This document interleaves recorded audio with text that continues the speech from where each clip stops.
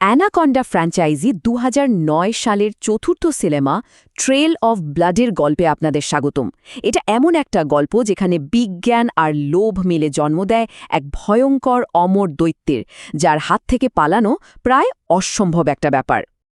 একবার শুধু ভেবে দেখুন তো কি হতে পারে যদি পৃথিবীর সবচেয়ে ভয়ঙ্কর শিকারীদের একজন, মানে একটা অ্যানাকন্ডা, অমরত্ব পেয়ে যায়। এই একটা প্রশ্নই কিন্তু আমাদের এক রুদ্ধশ্বাস আর ভয়ঙ্কর যাত্রায় নিয়ে যাবে, যেখানে মৃত্যু বারবার ফিরে আসে নতুন রূপে।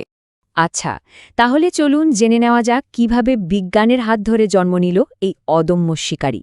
গল্পের শুরুটা হয় এক যুগান্তকারী কিন্তু খুবই ভয়ঙ্কর একটা আবিষ্কার দিয়ে। এই পুরো গল্পের মূলে আছে ব্লাড অর্কিড নামের এক রহস্যময় ফুল।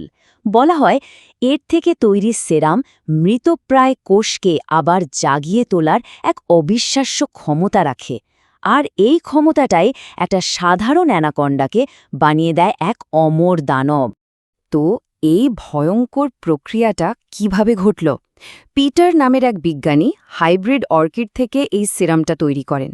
তারপর অমরত্বের লোভে তিনি একটা অ্যানাকন্ডার বাচ্চার উপর এটা পরীক্ষা করেন, আর তার ফল যা দাঁড়ায় তা হল এমন এক দৈত্যের জন্ম যাকে মেরে ফেলায় প্রায় অসম্ভব। কিন্তু দেখুন, ভাগ্যের কি নির্মম পরিহাস! যে বিজ্ঞানী এই দানবটাকে জীবন দিয়েছিলেন তিনিই হলেন তার প্রথম শিকার। নতুন শক্তি পেয়ে অ্যানাকন্ডাটা খাঁচা ভেঙে বেরিয়ে সোজা তার স্রষ্টা পিটারকে মেরে ফেলে, জঙ্গলে গায়েব হয়ে যায়। এবার গল্পে এন্ট্রি নিচ্ছে দুজন খলনায়ক। একদিকে আছে মর্ডক, একজন বিলিয়নিয়ার যিনি টার্মিনাল ক্যান্সারে ভুগছেন, আর এই সিরামই তার বাঁচার একমাত্র রাস্তা। আর অন্যদিকে আছে ইউজিন, এক রুথলেস মার্সেনারি, যাকে মর্ডক এই সিরামটা আনার জন্য ভাড়া করেছে। মার্ডক এই সিরামের জন্য ইউজিনকে প্রাথমিকভাবে $1 মিলিয়ন অফার করে। ভাবা যায়, এই বিশাল অঙ্কটাই প্রমাণ করে যে আবিষ্কারটা কতটা মূল্যবান, আর এর জন্যে মার্ডক যে কোনো কিছু করতে পারে।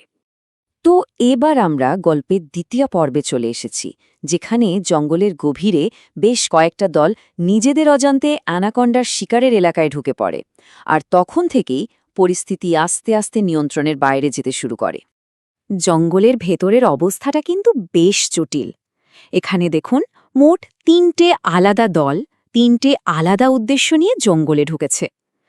একদল বিজ্ঞানী, যাদের নেতৃত্বে আছে পিটারের সহকর্মী আমান্ডা, অন্যদিকে ইউজিনের ভাড়াটে সৈন্যদল, আর নিখোঁজ বন্ধুদের খুঁজতে আসা জ্যাকসনের দল। আর এরাই একে অপরের সাথে এক ভয়ঙ্কর সংঘাতে জড়িয়ে পড়ে। পিটারের গবেষণার জায়গায় পৌঁছাতে না পৌঁছাতেই বিপদ নেমে এলো।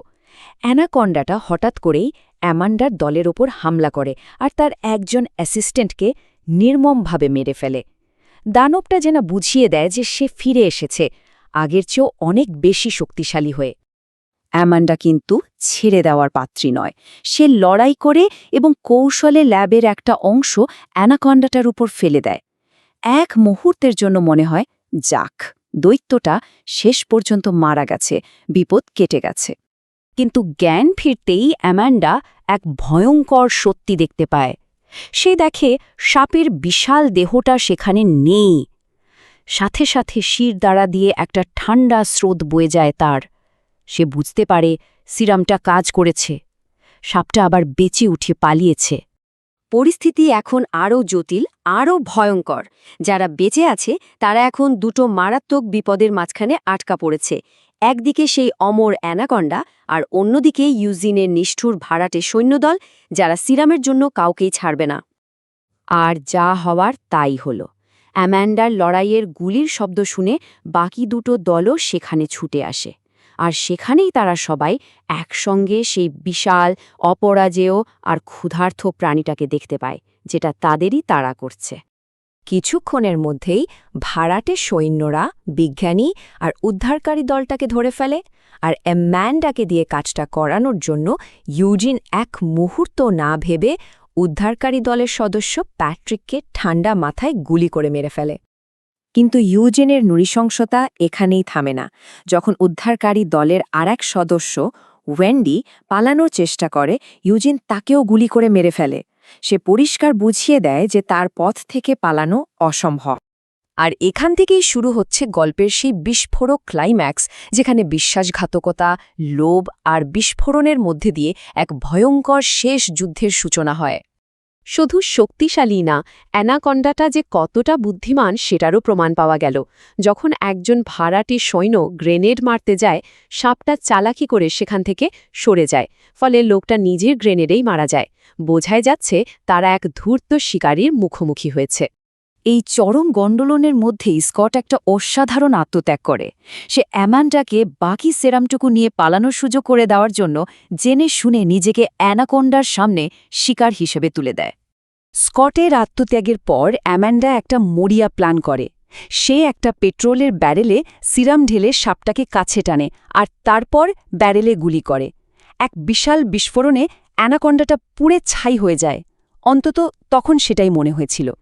ওদিকে বেস ক্যাম্পে তখন যা চলছে তা একেবারে তুলকালাম কাণ্ড। মার্ডক পৌঁছানোর পরই ইউজিন তার সাথে বিশ্বাসঘাতকতা করে। এর মধ্যে জ্যাকসন ইউজিনকে ছুরি মারে, আর গোলাগুলির মধ্যে আর একজন বিশ্বাসঘাতক সৈন্য মারা যায়। ঠিক সময়ে অ্যামান্ডা এসে জ্যাকসনকে বাঁচায়, কিন্তু মার্ডক সিরামটা নিজের শরীরে পুশ করার পরই আবার বেঁচে ওঠা অ্যানাকন্ডাটার শিকারে পরিণত হয়। গল্পটা প্রায় শেষের দিকে। যারা বেঁচে ছিল তারা পালিয়ে যেতে পারল ঠিকই, কিন্তু তাদের জন্য অপেক্ষা করছিল এমন এক সত্যি যা কল্পনারও বাইরে। ঠিক যখন সবাই ভাবছিল যে বিপদ কেটে গেছে, তখনই আহত ইউজিন তাদের ট্রাকে হামলা করে বসে, আর ঠিক সেই মুহূর্তে অ্যানাকন্ডাটাও তাদের তাড়া করতে থাকে। উপায় না দেখে অ্যামান্ডা শেষ মুহূর্তে ইউজিনের গ্রেনেডের পিন টেনে নেয়, আর এক ভয়ঙ্কর বিস্ফোরণে ইউজিন আর অ্যানাকন্ডা দুজনেই ছিন্নভিন্ন হয়ে যায়। সবাই যখন স্বস্তির নিঃশ্বাস ফেলছে, তখনই ক্যামেরাটা ফোকাস করে অ্যানাকন্ডার ছিন্নভিন্ন দেহাংশের ওপর। আর সেখানে দেখা যায় কোষগুলো তখনও পুনরুজ্জীবিত হচ্ছে, নড়াচড়া করছে। এই দৃশ্যটা একটা ঠান্ডা প্রশ্ন রেখে যায়। এমন এক দানবের গল্প কি সত্যিই শেষ হতে পারে, যে মৃত্যুর পরেও বারবার ফিরে আসে?